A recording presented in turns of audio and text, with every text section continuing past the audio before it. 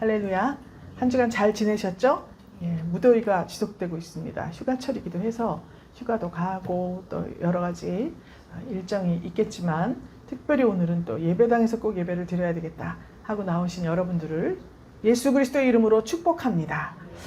영상으로 함께 예배하는 분들도 예수 그리스도의 이름으로 축복합니다.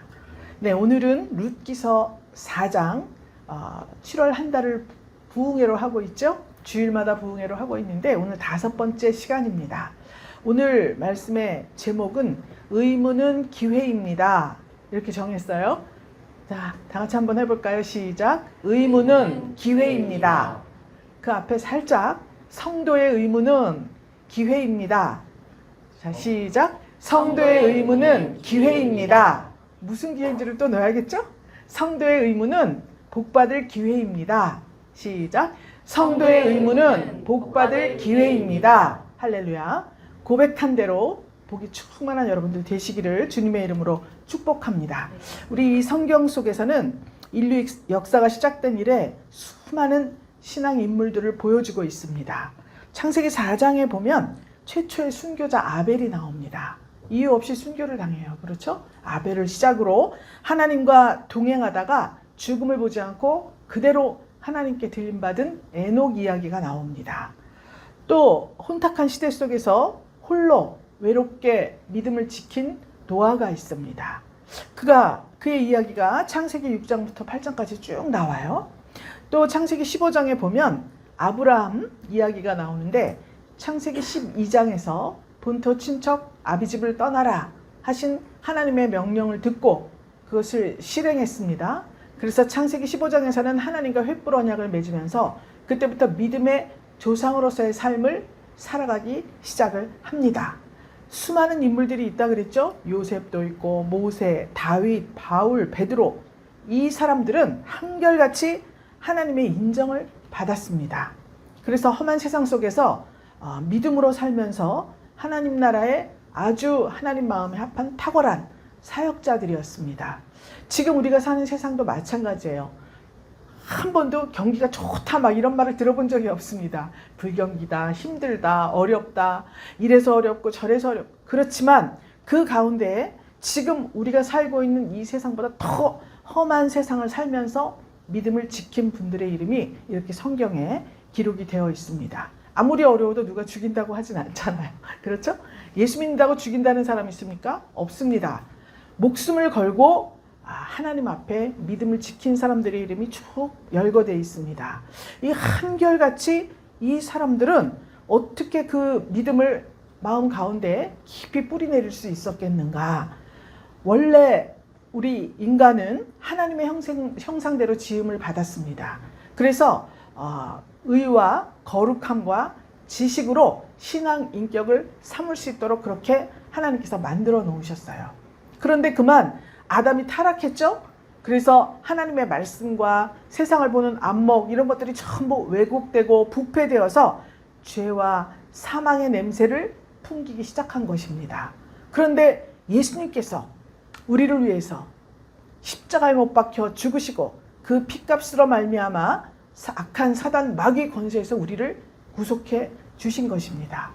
그렇기 때문에 이제 우리 원래 하나님께서 우리를 지으셨던 그 생기가 들어간 인생들, 거기에 막 끼고 때가 끼고 벽이 쳐지고 막 했던 것들을 우리 예수님이 십자가 주실 때 다 깨트려 버리셨어요. 그래서 우리 속에 있는 하나님의 성품, 하나님의 형상, 그리스도의 냄새 이런 것들을 풍길 수 있도록 길을 열어 놓으신 것입니다. 이렇게 참되신 하나님의 속성을 우리가 우리 삶 속에서 드러내어야 하는 것입니다. 즉, 이 세상과는 구별된 거룩한 존재로서의 삶을 살아야 하는 것입니다. 오늘 이 본문 1절부터 12절까지 자, 룻의 이야기는 여태까지 했죠. 룻이 지금 3장 마지막 절에서 이제 룻이 보아스의 밭에서 열심히 일하다가 룻과 결혼을 해야 돼요. 그러니까 지금 보아스가 내가 다 알아서 법적 절차를 밟겠다. 너는 가만히 있어라. 그래서 룻이 이제 집에 가서 있습니다. 오늘 이 4장에서는 등장인물이 나오는데 성경을 볼 때 등장인물 먼저 보라 그랬죠? 자, 첫 번째 보면 보아스가 나와요. 그 다음에 그 밑에 보면 1절에 있습니다. 기업물을 짜가 지나간다 그랬죠? 근데 그는 이름이 안 나오고 아무개예요. 아무개. 그러니까 일단 등장인물이 보아스, 그 다음에 아무개, 그 다음에 2절에 보니까 성읍 장로 10인을 청했다 그랬죠? 성읍의 장로들이 이제 출연을 해요. 그 다음에 그 성읍 백성들이 그 성문 앞에 다 모여 있는 것입니다. 그런데 계속 1절에도 보아스가, 2절에도 보아스가, 3절에도 보아스가, 5절에도 보아스가, 쭉 보아스가 나오죠? 보아스가 사회를 받습니다. 이 회의에서 이제 사회를 봤어요. 그런데 보아스가 거기에서 성문에 올라가서 그러죠? 이때 당시에는 대중생활의 중심지가 성문이에요. 그래서 여기에 다 모여서 여기서 대화도 하고 여기서 매매도 하고 또 소송도 하고 재판도 하고 성문이다 그러면 그런 거 하는 곳이에요. 그래서 거기에 모든 생활의 중심지가 이 당시에는 성문이에요. 그 여기에 다 모인 거예요. 이 사람들이. 그때 보아스가 기업물을 짜가 지나간다 그랬죠? 기업 무르는 것에 대해서는 많이 설명을 했는데 오늘 정확하게 다시 한번 말씀을 드려볼게요. 기업물을 짜다. 기업은 뭐냐? 물려받은 재산을 말합니다. 친척이나 부모에게나 또 어디에서 받은 재산을 말해요. 그래서 기업, 이때 당시의 재산은 소떼양 때도 있겠지만 토지를 말하는 것입니다. 토지. 그 다음에 물을 짜라 그랬죠? 기업 물을 짜. 이 물을 짜라고 하는 것은 책임과 의무를 함께 가지고 있는 사람을 이야기해요. 그래서 이것을 고엘이라는 제도라 그랬죠? 고엘 제도다. 물을 짜가 고엘이란 뜻이에요. 히브리어로. 그런데 무엇을 물으는가? 형제가 없을 때 가까운 친척이 남편을 잃은 여인과 결혼을 해서 후사를 남겨주는 거예요. 근데 여기에서 이 기업 물을 짜는 반드시 친형제여야 돼요. 땅을 찾아주는 거는 친척이 찾아주고 다 할 수 있죠? 형제가 친척이 찾아줄 수 있습니다. 내가 너무 돈이 없고 먹고 살 길이 막막해서 하나님이 분배해준 땅을 다른 사람에게 팔거나 저당을 잡혔어요. 그러면 내 형제나 또 친척이나 순위를 따라서 그것을 사서 돌려줄 수가 있습니다. 이걸 뭐 기업을 무른다고 해요. 그런데 이 형제가 한 3형제가 있었습니다. 남자 형제가. 그런데 이때 당시는 아들이 그 가정에 기업을 물려받아요. 그런데 장남이 죽었어요. 아기가 없이 죽었어. 그럼 어떻게 해야 되느냐? 둘째 아들이 그 첫째 아들의 부인이죠. 형수죠. 형수와 다시 결혼을 해서 후사를 남겨줘야 합니다. 그러면 그거는 둘째 아들의 자녀가 아니라 그 형의 아들이 되는 거예요. 그래서 그 후사를 이어주는 제도가 이 고엘 제도예요. 그러니까 지금으로서는 막 그렇게 하면 지금 이거는 큰일 나는 이야기죠? 도덕적으로. 근데 그때 당시에는 하나님께서 이렇게 율례와 규례와 법도 관습을 정해 주셨습니다. 왜 그러냐면 다른 종족과 결혼하면 이스라엘 유대인들의 그 자기 종족 또 자기에게 분배된 땅 이런 것들이 다른 지파로 넘어가거나 이방인에게 넘어갈 수가 있잖아요. 이런 것들을 보호하기 위해서 가족이나 이 기업 무르는 거 두 개 토지를 찾아주고 또 후사를 이어주고 이것들을 전부 가족 안에서 해결을 했습니다. 근데 이 이제 땅은 찾아줄 수 있는데 아기를 낳아주는 거는 반드시 친형제만 가능한 일이에요. 그래서 기업 물을 짜가 지나는지라 보아스가 아무여 이리로 와서 앉아라 그랬습니다. 이름이 없어요. 성경에 그렇게 많은 이름들이 있습니다. 그런데 이 사람은 이름이 없어요. 아무개 이거는 별로 가치가 없는 사람입니다. 위치도 별로 좋지 않은 사람 보고 그냥 아무개가 지나갔어 알 거 없어 이렇게 말하잖아요. 이제 아무개가 여기서 등장을 하는 거예요. 그런데 이 사람이 2절에 보니까 장로 10인 청에서 앉으라 그들이 앉았어요. 왜 그랬을까요? 증인이 필요합니다. 그 다음에 토지 무르고 또 룻과 결혼을 해야 돼요. 그래서 거기에서 낳은 아들을 주어야 합니다. 그러니까 아들을 낳고 후사를 이을 때까지 나오미, 룻 다 먹여 살려야 해요. 이 사람이. 그러니까 증인이 필요한 거예요. 그리고 이것을 율법적으로 이렇게 해석을 해서 선포해 줄 사람들이 필요한 겁니다. 그래서 보아스가 장로 10인을 증인 겸 이것들을 정리해 줄 사람으로 초청을 해서 세운 거예요. 말하자면 심사위원 같이. 그래서 그들이 딱 앉았어요. 그랬더니 보아스가 그 아무개한테 이야기를 합니다. 저기 엘리멜렉이라는 사람이 있는데 우리의 친족이다. 근데 그 사람이 여기서 모압 땅으로 이사를 가면서 땅을 팔았겠죠? 땅을 팔았는데 엘리멜렉도 죽고 두 아들도 다 죽고 나오미 그 부인만 돌아왔는데 돌아올 때 말론의 부인, 첫 아들의 부인 룻을 데리고 온 거예요. 아들들은 하나도 없죠? 땅도 사줘야 되고 그이들 다 생활비 대줘야 되고 이렇게 하는 거예요. 기업 물을 자가. 그렇게 설명을 합니다.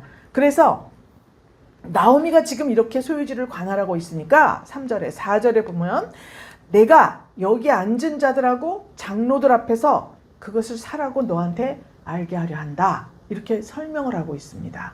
그러면 이 아무개라는 사람은 지금 기업 물을 수 있는 첫 번째 순위에 있는 사람이에요. 근데 이 사람은 자기가 그런 권리가 있고 의무가 있는 것을 알지 못하고 있는 거예요. 마치 우리는 예수를 믿죠? 우리는 예수를 믿어 하나님의 백성이 됩니다. 그래서 하나님, 우리 예수님께서 날 위해서 십자가 지시고 죽으신 것을 내가 믿습니다. 나를 받아주세요. 예수를 나의 구주로 고백을 했어요. 그러면 그때부터 성도라는 권리가 생기는 거죠. 영접하는 자는 하나님의 자녀가 되는 권세를 주셨다. 요한복음 1장에 나오죠? 그러니까 그때 나의 권리는 뭐냐? 하나님의 자녀가 되는 거예요. 그래서 자녀로서 누릴 수 있는 모든 것을 다 누리는 겁니다. 그 대신 또 의무도 있습니다. 교회 공동체를 협력해서 세워나갈 의무가 있는 거죠. 그런데 이 사람은 지금 자기가 그런 권리가 있는지 모르는 거예요. 그럼 이 아무개는 누구입니까? 교회 밖에 있는 사람들이에요. 본인이 하나님의 형상을 닮아서 그렇게 하나님께서 만들어 놓았는데 이 속에는 그 영이 하나님을 찾아 몸부림치고 하나님을 보고 싶어하고 말씀을 듣고 싶어하고 이러고 있는데 이 육신이 소욕에 갇혀가지고요. 이 사실을 깨닫지 못하고 있습니다. 그래서 자기 마음대로 이 세상에 내가 하고 싶은 대로 또 가족을 위해서 누구를 위해서 살고 있지만 하나님을 잊어버린 삶을 살고 있다는 거예요. 그래서 자기의 권리와 의무가 하나님 앞에서 어떤 건지 모르고 있는 사람을 말하고 있습니다. 그래서 보아스가 그를 데려다가 당신에게 이런 권리가 있다.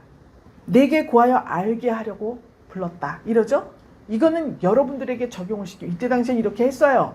이제 우리가 어떻게 적용이 되냐 이게 문제잖아요. 전도하는 거예요. 당신의 권리가 있어. 하나님의 자녀로서 이 세상을 다스리고 섬기고 정복하고 악한 사단 마귀의 권세를 이길 수 있는 힘이 있어.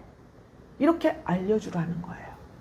그들은 모르고 있습니다. 그러니까 이 사람이 네가 물으려면 물으려니와 네가 이것을 물으지 아니하려면 내게 구하여 알게 하라. 물으지 아니하려면 나한테 얘기를 해라. 물을 자가 네가 1순위고 내가 2순위야. 이렇게 말하고 있는 거예요. 그러니까 보아스는 룻을 돌보아주고 기업을 물을 수 있는 충분한 여건이 갖추어져 있음에도 불구하고 법적인 절차를 따라서 행동을 하는 거예요. 그래서 그가 가로되 4절을 보니까 내가 물으리라 이렇게 말합니다. 그러니까 룻을 자기 부인으로 삼는 거잖아요. 토지는 사주지만. 그런데 후속 조치는 어떻게 되는지 몰라요. 그러니까 젊은 예쁜 또 현숙한 여인으로 소문난 룻을 부인으로 맞이하라 그러니까 내가 그렇게 할게 이렇게 말했습니다. 자세한 사항은 들어보지도 않았어요. 그랬더니 5절에 보아스가 말해요. 네가 나오미의 손에서 그 밭을 사는 날에 죽은 자의 아내 모압 여인 룻에게서 사서 그 죽은 자의 기업을 그 이름으로 잇게 하여야 할지니라. 그래요. 그러니까 나오미 손에서 그 밭을 사야 돼요. 그런데 나오미에게는 아들이 지금 없죠. 첫째 아들의 부인이 룻이죠. 룻에게 또 사야 돼요. 룻에게. 그 다음에 죽은 자의 기업을 그 이름으로 잇게 하여야 할지니라 그랬죠? 그러니까 2번이나 사야 돼. 그런 다음에 6절에 보면 이 사람이 일단 사는 것에 대해서 6절에 뭐라고 대답하냐니까 내 기업에 손해가 있을까요? 못하겠다. 이렇게 말합니다. 그냥 다 가지는 줄 알고 있었어요. 그랬는데 이거 이렇게 사고 이렇게 해서 이어져 네가 재정적으로 네가 부담을 해야 돼. 이렇게 말하니까 그럼 난 내 기업에 손해가 있을까 해서 못한다. 무르지 않겠다. 딱 단정적으로 이야기를 하는 거예요. 그래서 보아스가 지금 7절에 보면 이 당시에 모든 것을 무르거나 교환하는 일을 확정하기 위해서 신을 벗어서 이웃에게 주더니 이렇게 돼 있죠. 이때는 그렇게 하는 거예요. 나는 못해. 거절하는 방법, 증표로 신발을 벗는 그런 예가 있습니다. 그런데 이거는 기업이잖아요. 토지에 관한 거죠. 그 다음에 루색에서 아들을 낳아서 그 아들에게 또 아들을 이쪽으로 주어야 해요. 그러니까 이 사람은 재물도 드리고 아기도 낳게 해주지만 자기에겐 유익이 되는 게 없잖아요. 그러니까 싫다고 한 거예요. 그러니까 이 정신이 뭐냐, 정신 상태가 어떠냐. 하나님께서는 언약 백성의 대는 끊어질 수 없다. 언약 백성을 통해서 계속 유지되어 나가야 한다. 이렇게 말씀하고 있죠. 이걸 계대 결혼이라고 합니다. 계대 결혼. 그 다음에 하나님께 받은 약속의 땅은 상실될 수가 없다. 이렇게 말씀하고 있어요. 이것이 기업 물음이에요. 그런데 지금 이 신명기 25장에 보면 만약에 형이 죽었습니다. 아들을 못 낳고 죽었어요. 그런데 둘째에게 네가 형에게 들어가서 형의 아기를 낳거든 그 형의 호적에 올려 주거라. 이렇게 했습니다. 그러면 그것을 실천을 해야 해요. 그런데 만약에 이가 그걸 싫다 이렇게 하잖아요. 그러면 신발을 벗고 얼굴에다 사람들이 침을 뱉는 것으로 표를 합니다. 그러니까 하나님의 명령을 어기면 이렇게 되는 거예요. 성경에 나옵니다. 유다의 며느리 다말이 지금 제일 큰아들 엘하고 결혼을 했어요. 근데 죽었죠? 자녀가 없이 죽었습니다. 둘째 아들 오난이 들어갔습니다. 자기가 그 형수에게 아기를 낳아주면 자기의 자녀가 되지 않고 형의 아들이 되잖아요. 그래서 그것을 거부했습니다. 죽었습니다. 하나님의 명령은 모두 다 목숨에 관계된 일이에요. 지금은 하나님의 명령을 지키지 않았다고 해서 이렇게 죽지 않습니다. 그 영이 죽는다는 거예요. 영이. 그러니까 지금 우리는 육신적으로는 다 신앙생활을 하고 육신적으로는 하나님은 나의 왕이십니다. 막 이렇게 할 수 있습니다. 그렇지만 그렇게 겉으로는 거룩한 척 그렇게 살고 있지만 외모를 꾸미지만 마음속으로 자기 소견에 오른 대로 행동을 하고 생활을 하면 나의 영은 죽는다는 거예요. 여러분 이 땅에서 우리가 살다가 우리가 숨이 떠났습니다. 우리가 살아있을 때 예수님이 오시면 좋겠죠? 그런데 혹시라도 우리가 죽었을 때 예수님이 오셔요. 그러면 우리 육신이 갑니까? 우리 영혼이 살아있어야 육신을 입고 가는 거잖아요. 새로운 육신을 입고. 그렇기 때문에 영이 죽는 이러한 굉장히 큰 일인 거예요. 하나님의 명령을 어긴다는 것은. 하나님께서는 이 책의 율법도 주셨고 우리 성도에게 공동체에서 지켜야 할 규칙과 질서도 주셨습니다. 가장 으뜸되는 것이 주의를 지키는 것입니다. 그래서 어디를 휴가를 가든 어디를 가든 여기 또 우리 오늘 못 보던 분들이 또 오셔서 함께 예배 드리게 돼서 굉장히 감사하게 생각합니다. 지금 이렇게 주일에는 하나님의 전에서 예배를 드리고 또 영상으로지만 모여서 그 시간에 예배를 드리고 이런 것들이 우리의 목숨과 관계되는 일이라는 거예요. 내 영이 죽느냐 사느냐 하는 기로에 있는 그런 아주 중요한 하나님의 명령이다. 이렇게 우리가 알고 있어야 합니다. 그래서 여기서 이 아무개가 다 거절을 했죠? 그러면 이것이 우리에게 적용을 한다면 하나님께서 주신 기회를 잃어버리는 사람이 되는 거예요. 왜냐하면 지금 재산을 막 따지고 이렇게 해서 아기를 낳으면 또 절로 줘야 되고 막 이런 걸 계산하니까 그때 당시 지금 현실만 생각을 하니까 나한테 손해가 있을까 봐 안 할 거야. 딱 단정적으로 이야기를 합니다. 그런데 뒤에 나오는 이야기는 이 두 번째 후보자가 누구라 그랬죠? 보아스. 보아스가 예수 그리스도의 올라가 할아버지가 되는 거예요. 예수 그리스도의 계보가 되는 거예요. 지금 단지 토지 얼마 지금 이 세상에서 보이는 이 물리적인 어떤 부유함과는 비교할 수도 없는 그 예수 그리스도의 족보 가운데 나타나는 거예요. 그러니까 하나님께서 이 기회를 주기 위해서 아무개에게 이야기를 한 거예요. 그런데 보아스는 너 다음에 나야. 내 다음엔 없어. 이렇게 말하고 있습니다. 그러면 보아스는 이것을 굉장히 중요하게 생각하는 사람이에요. 그런데 아무개는 이 기회를 잃어버린 게 아니라 기회를 자기 스스로 버린 거예요. 왜 그랬습니까? 가볍게 여긴 거예요. 사용될 재물이나 자기 자녀가 남의 호적에 들어가는 것, 이런 것만 생각하고 있었던 거예요. 하나님의 크신 뜻은 자기 안중에 없었어요. 가볍게 여긴 사람입니다. 권리를 가진 사람이 자기에게 미칠 여러 가지 손해와 불이익을 염려해서 그 권리를 보아스에게 넘깁니다. 성경에 이런 사람들이 간혹 있죠.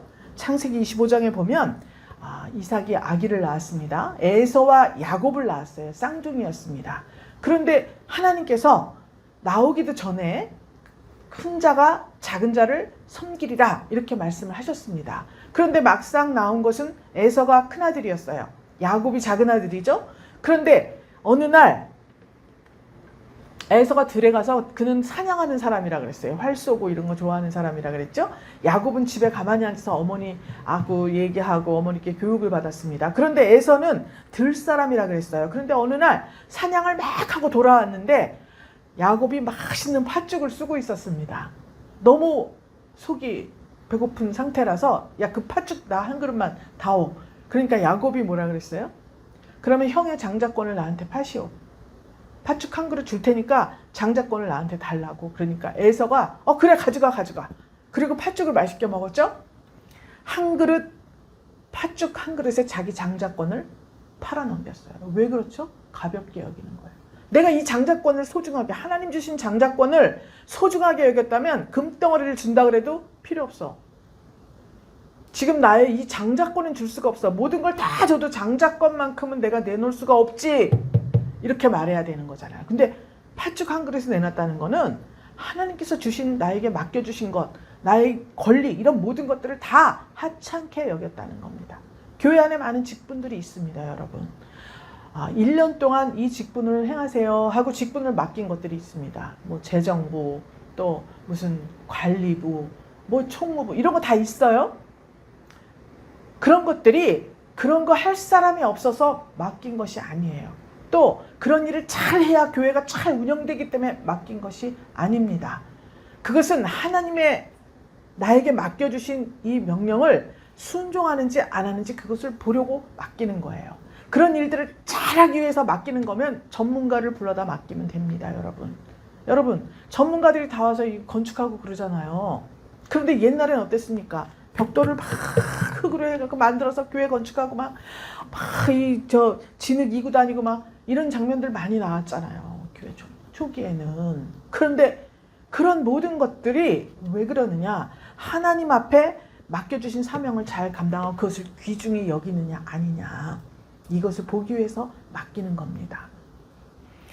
히브리서 12장 16절에는 나와 있어요. 음행하는 자와 혹 한 그릇 식물을 위해서 장자의 명분을 판 에서와 같이 망령된 자가 있을까 두려워하라. 망령된 자라고 그렇게 표현을 하고 있습니다. 망령됐다 그래요. 그럼 영이 망가진 거예요. 죽은 거예요. 그렇죠? 정말 쓸데없이 된 거예요. 없는 사람같이 된 거예요. 그런데 이런 사람이 지금 사무엘상 사울왕, 왕 중에서도 이런 왕이 있어요. 이스라엘의 초대왕 사울이었습니다. 사무엘상 13절의 이야기가 나와요. 이 사람은 왕위에 오를 때는 굉장히 겸손했습니다. 그래서 사람들이 보니까 너무 훤칠하고 잘생기고요. 키도 다른 사람보다 어깨 위에 머리 더 있다 그랬어요. 그렇게 겸손하고 참 괜찮은 청년이었습니다. 그런데 왕위에 올라가서 그 왕직을 수행하다 보니까 변하여서 이제 교만해졌습니다. 그래서 제사장 사무엘이 제사를 집전해요. 그 당시에는 왕, 제사장 할 일이 분명히 분리되어 있습니다. 제사는 제사장만 집전할 수가 있어요. 그런데 제사를 드리려고 하는데 사무엘 제사장이 조금 늦게 왔습니다. 그랬더니 뭐 기다릴 거 있어, 시간 됐어. 자기가 탁 올라가서 제사를 드린 거예요. 주일날 11시에 예배를 드리는데 이제 목사님이 예배를 드려야 되잖아요. 뭐 그럴 리는 없습니다. 그런데 11시 10분이 돼도 안 오시는 거야. 그랬더니 저기 있던 집사가 뛰어 올라와가지고 우리 시간 됐으니까 예배 드립시다. 예배 만약에 드렸어요. 이거 안 된다는 거예요. 사울왕이 그렇게 했다는 거예요. 그랬더니 하나님께서 제사장 사무엘이 온 다음에 사무엘을 통해서 말씀하십니다. 네가 망령되이 행하였다. 이렇게 선포를 합니다. 15장에 가서는 하나님이 명령했습니다. 사무엘 선지자를 통해서. 아말렉이라는 족속이 있습니다. 항상 대립되는 그러한 족속들이었어요. 이스라엘과. 근데 아말렉을 싹 다 진멸해라. 이렇게 명령을 했습니다. 그래서 군대를 쫙 꾸려가지고 사울왕이 나갔어요. 그래 아말렉을 다 쳐서 이겼습니다. 그런데 하나님이 진멸하라 그랬죠? 소 떼고 양 떼고 사람이고 다 죽이라는 거예요. 그런데 왕 아각을 사로잡았습니다. 왜 사로잡았을까요? 다 죽여버리면 전리품이 없잖아요. 왕을 사로잡아 데리고 와서 내 앞에 무릎 꿇는 걸 다 보여주고 그걸 놔두고서 내가 이렇게 이 가장 강한 족속 아말렉을 쳐부쉈어. 이 왕이 지금 나에게 잡혀와서 이러고 있어. 자랑거리가 되잖아요. 그러니까 죽이지를 않고 사로잡아 데려온 거예요. 그리고 살찐 소, 양, 모든 좋은 것을 다 가지고 왔다 그랬습니다. 사무엘이 나타났어요. 그래 어떻게 전쟁은 잘 했습니까? 예, 잘했습니다. 우리 승리했어요. 그런데 왜 소떼 양떼 소리가 우는 소리가 들립니까? 사무엘이 물어봤어요. 아, 그거는 내가 잘 좋은 거, 나쁜 거는 다 버리고 죽이고 좋은 것만 골라서 하나님 앞에 제사 드릴 때 쓰려고 내가 갖고 왔다고. 이렇게 말을 하는 거예요. 사울왕이. 하나님이 진멸하라 그랬습니다. 그런데 자기 소견에 오른 대로 가지고 온 거예요. 왕이 박탈되었습니다. 그리고 사무엘은 라마로 올라가서 보지 않았어요. 사울은. 그 다음에 그 왕위는 다윗에게로 옮겨가게 되었습니다.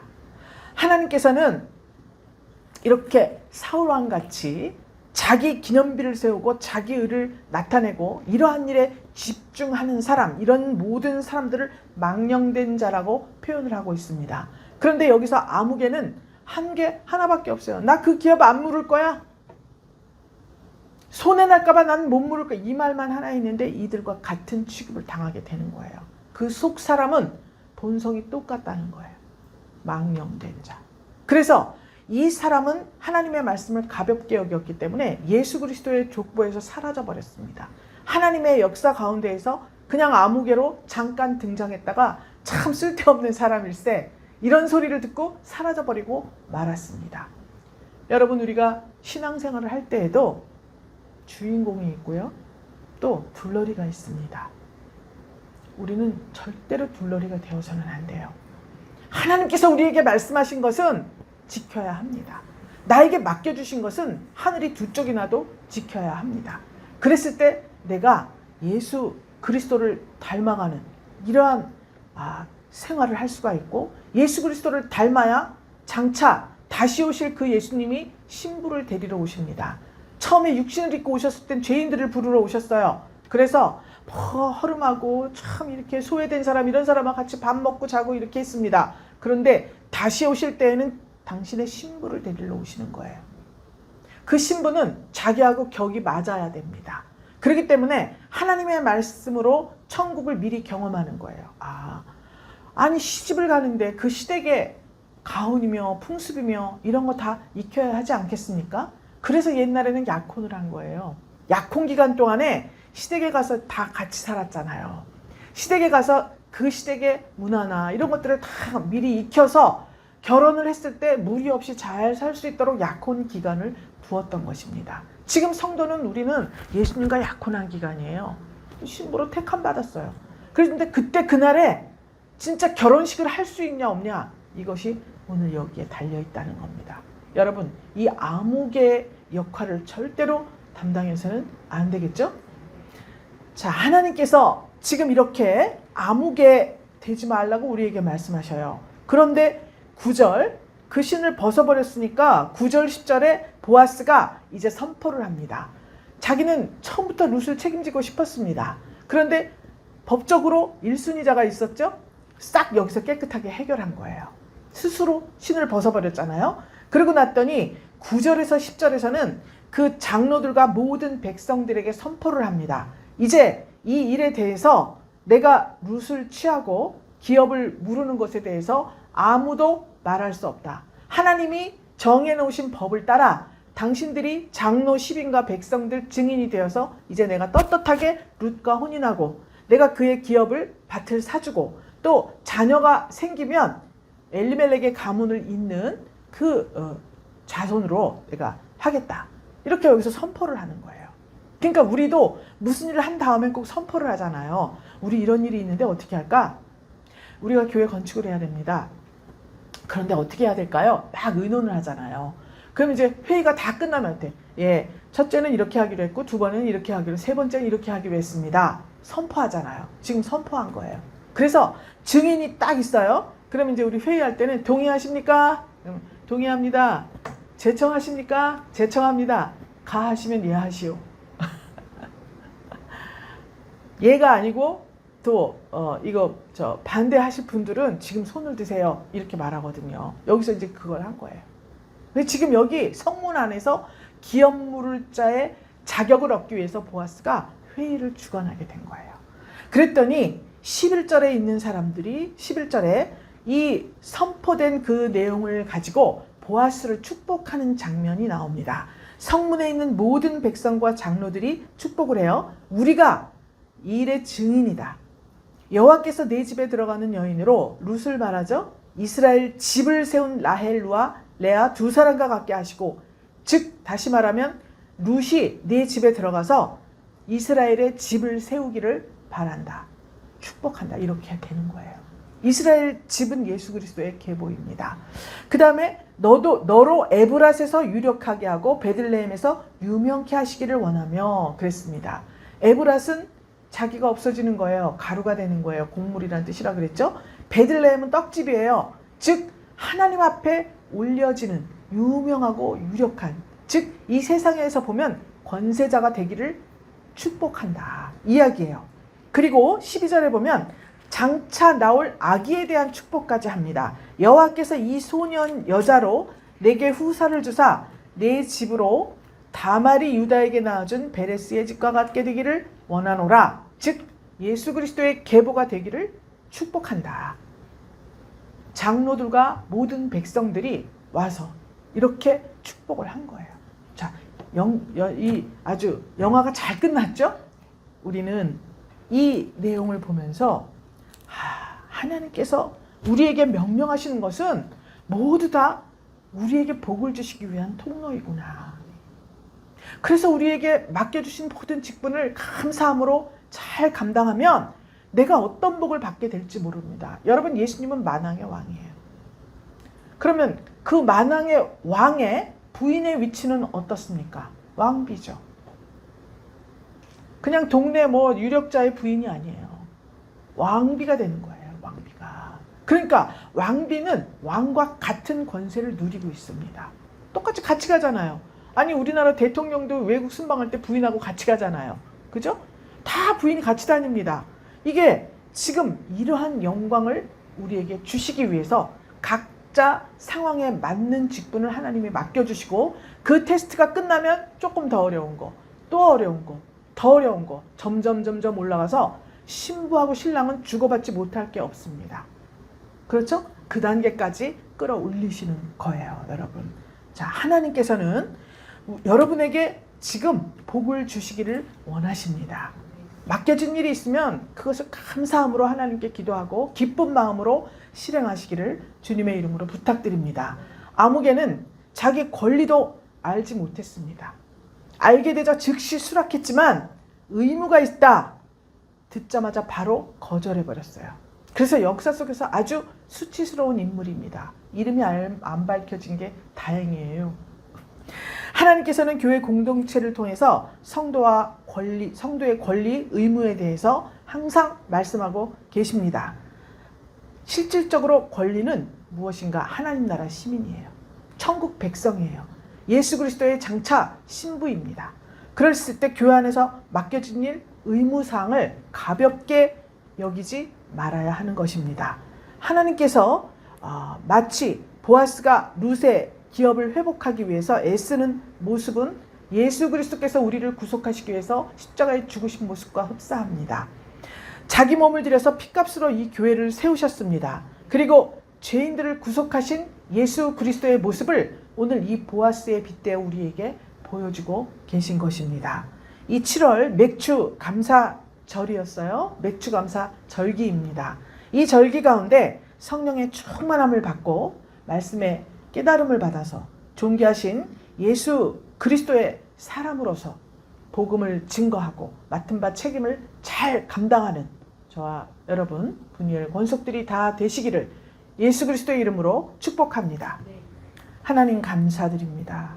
오늘 하나님 보아스를 만났고 아무개를 만났고 증인으로 선 장로들과 백성들을 만났습니다.